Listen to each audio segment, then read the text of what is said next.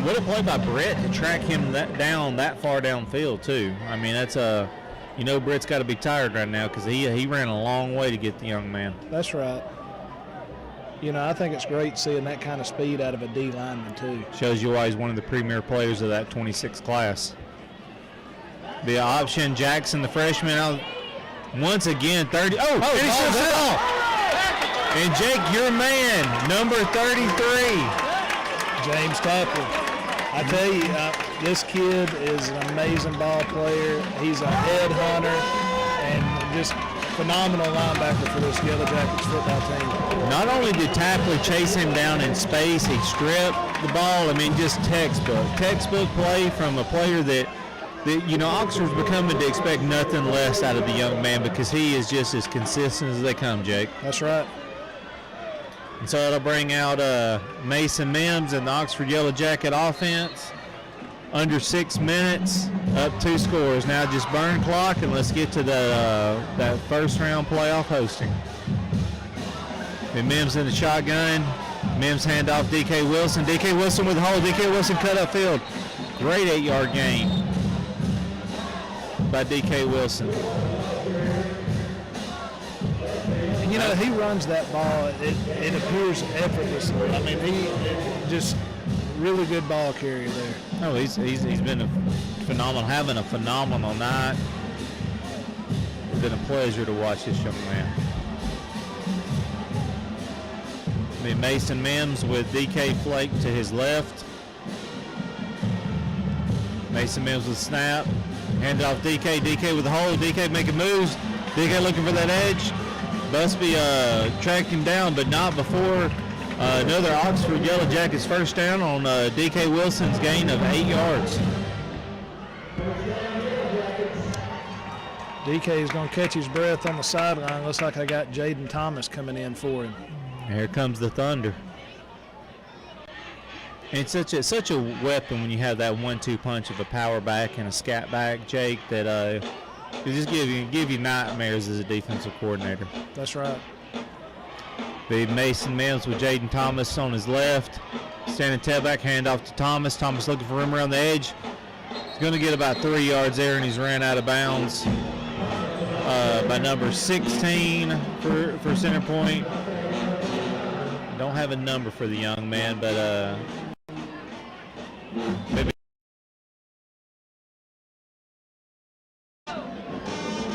So it'll be Mason Mims in the gun with DK flank to his right. Mason Mims going to fake the handoff, going to look out there. He makes the move, and that is Nick Richardson going in for the touchdown to put the Oxford Yellow Jackets up 28-14. I guess I'll put them up another 6 there, Jake. Yeah, 34-14. Yeah. Great move out there by Richardson. That's another young man I'm impressed with. I mean, he's got great hands, great footwork at that wide out position. And what a move out there on the perimeter to get past that defender and put another 6 on the board. Yep. Looking for the extra point here. Holds down, kicks up, and kick is good. So that puts your Oxford Yellow Jackets up 35-14 with 3 minutes and 40 seconds left to go in the game. And you hear that? You hear that, Warren? What's that? I think that's the fat lady warming her voice up in the back. She is. She is. That shuts the door on their chances of coming back in this game and solidifies Oxford's first round hosting of the playoffs.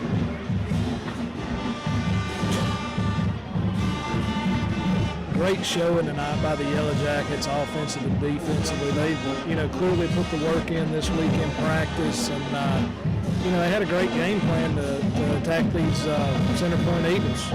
They did. Great, like you said, Jake. Great game plan. They've done a great job containing Dion Mo all night, keeping him in check and limiting his explosive plays. Because you're not going to stop a kid like that, but. Great job limiting his explosive plays. And hey, how about this? It was senior night tonight, but seniors going to get another chance in Lamar Field. That's right. Yeah. So you're going to get at least one more game, seniors. Brad lining up for another kick.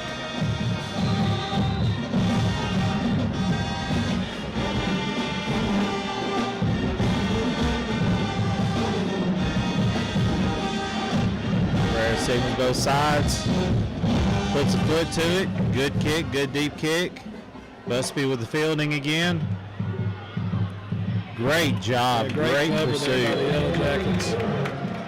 That'd be number 46, Jeremiah Edwards, the junior on the stop. Great job tracking them down there.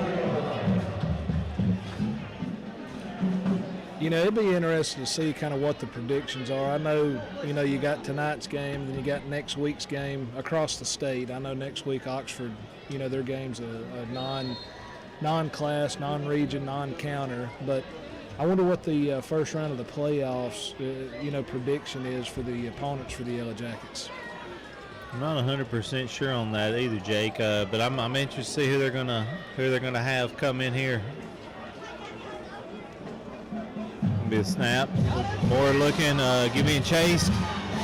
More showing off. Ooh, great job. Is that Fleming again? Once again, Jahias Fleming just absolutely laying the hammer down. Wow.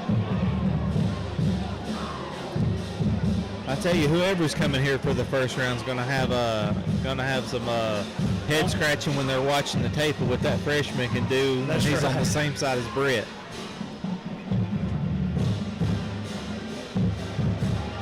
It'll be Dion Moore in the shotgun on second down. Be handoff. Finnison. Oh, Finnison with a great job. Ooh, he's a load. Man. Finnison, I wouldn't want to be standing on the railroad tracks when he's coming down. No chance. And he is a junior, so he'll be back, you know. CenterPoint has a lot of good things to grow on for next year themselves. They got big Malik Brown lining up at wide out there on the bottom of your screen. He's going to hit the receiver, Antonio Garfield. Minimal gain. Great job by the Oxford secondary to only hold him to a 2-yard gain there.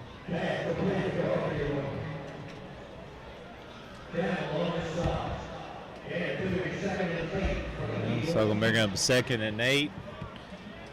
We're under 2.5 minutes left to go in this game. I see what you're talking about. You got the big dude out there, Malik Brown in the slot. Moore rolls to his right. He's going to hit Malik. Oh my God. Uh-oh. Oh, big boy's running now. Yeah. He was it took 5 of them to bring him down? Yeah. I'm impressed with this kid. Oh, I am too. I mean, that, again, he's just a big kid, big athletic kid. 1:40 left to go, so we got a stoppage here. We timeout Oxford. You know, looking at this game and watching this game tonight, Jake, and looking what CenterPoint has. You know, you got Dion Moore, who's a phenomenal athlete, is a junior.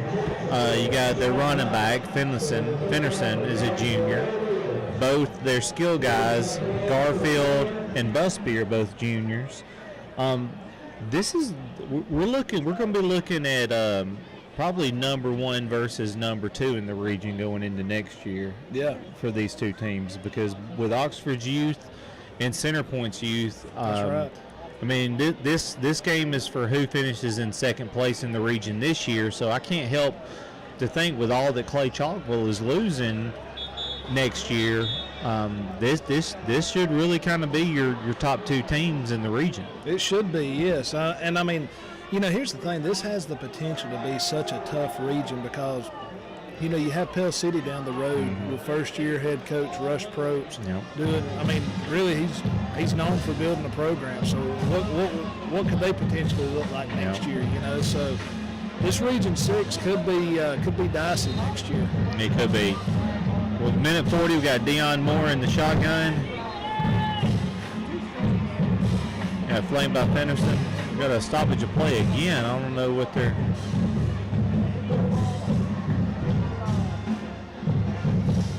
I don't know what they're. Why they stopped it there, Jake. I don't know either. It seems to be some. Okay, they didn't know why they stopped it either. Okay. So second half has had a little bit of a confusion in some parts of it. It has. Dion Mo in shotgun, flanked by Fenderson to his left. It's going to be offsides on Oxford there.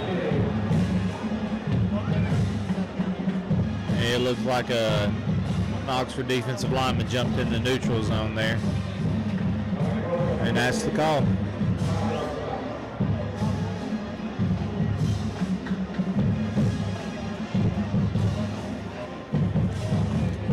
It's one of those effort plays. You got some backups in now. This game's out of reach.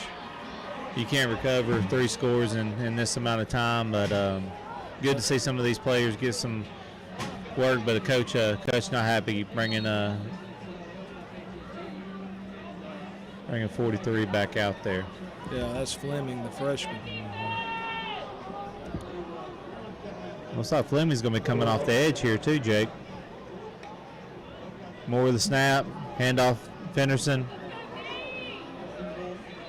Fenderson looking for him, just not much there. And Jfliming with the stop.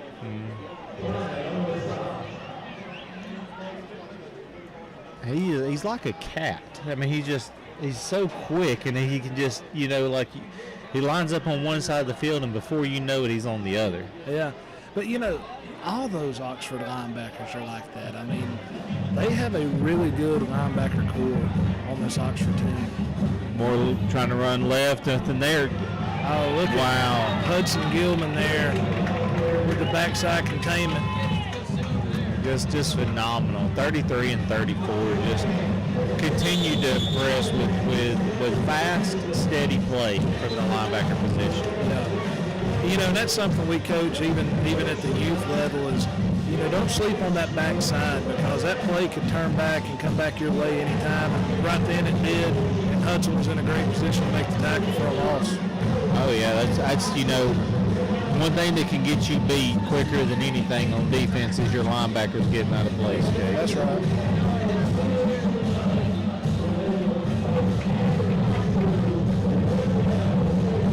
And there 52 seconds left in the game, and the band and cheerleaders are still going strong. Oh yeah, the PA announcer just announced that hosting the first round playoff game, and that got everybody excited. That's right. Save a little gas money, stay at home.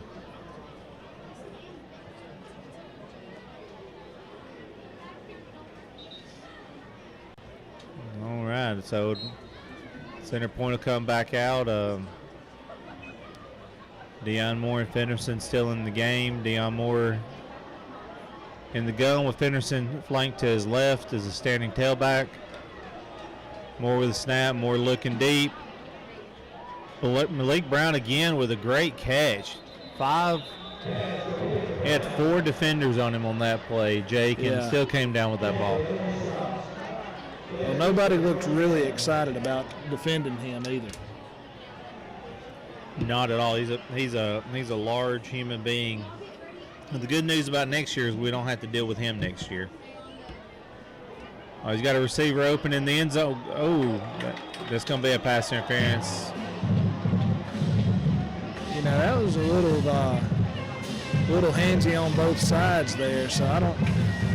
Well, it looks like the problem was there. Judd Snyder didn't turn his head, and so if Judd Snyder would have turned his head there, he would have been fine. But not turning his head there is going to end up getting him that flag every time.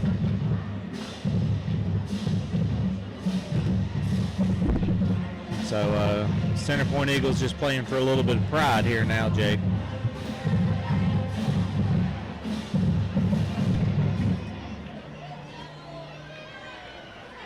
There goes the ref. Made pass interference.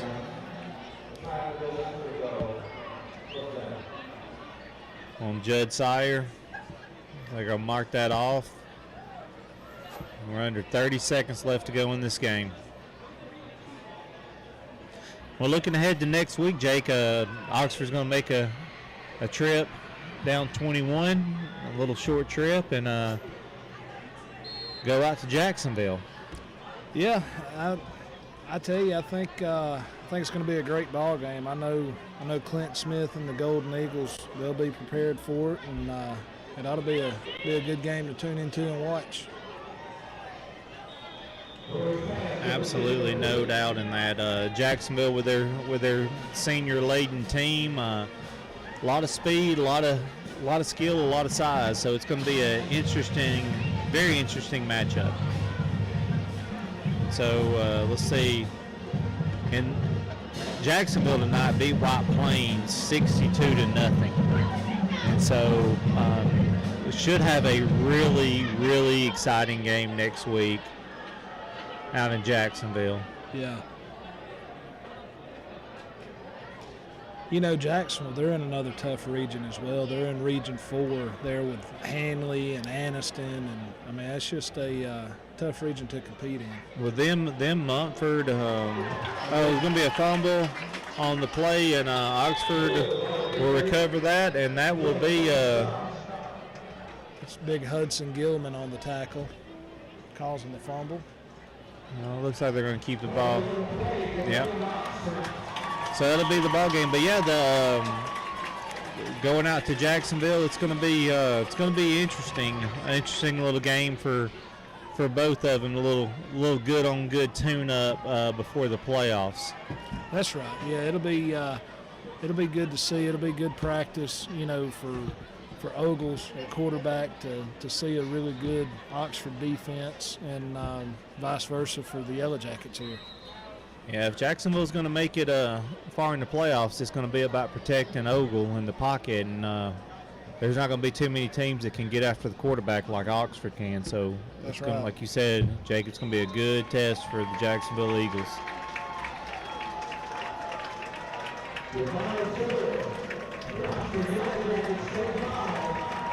Well, that was a great win by your Oxford Yellow Jackets. A lot to hang your hat on tonight, Jake. Oh, yeah. You know, once again, we've said it. Great game plan, great week of practice, and even better execution tonight. And, you know, just bouncing back from that really close loss last week with Clay Chalkville. You got the Yellow Jackets coming out on top tonight, 35-14 over the CENTERPOINT Eagles. Yeah, one thing I like to see tonight was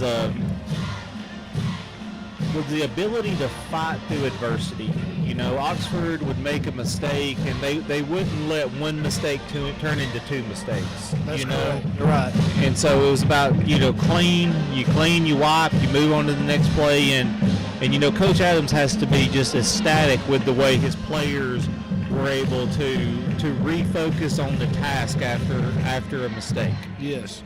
I mean, think about the third quarter. I mean, the adversity that they were up against in the third quarter with, nearly getting a delay of game deep in their own end zone, and then, the saving grace was the roughing the kicker. It started the whole process to that initial touchdown in the second half. It was, and, hats off once again, Oxford defense just really, really showing up and being able to put pressure on another really athletic, good quarterback. And so next week, Ogle is a pocket passer. He's not as athletic as the two quarterbacks we've seen in the last 2 weeks. So, but a completely different challenge because Ogle's arm talent is impressive. Absolutely, yeah. But hey, they practice with a great pocket passer every week, That's every right. day. So. I think it'll be a good game, and hopefully good guys come out on top. Well, I look forward to seeing what a great Calhoun County matchup we're going to have next week in that, and for TV 24 and OHS Jacket Media, I'm Warren Mullins, and we're joined by Jake Pollard. And Jake, I hope you have a great weekend, and go Yellow Jackets. That's right, go Yellow Jackets. Thanks, Warren. All right, we're going to turn it to the players on the field sending you out.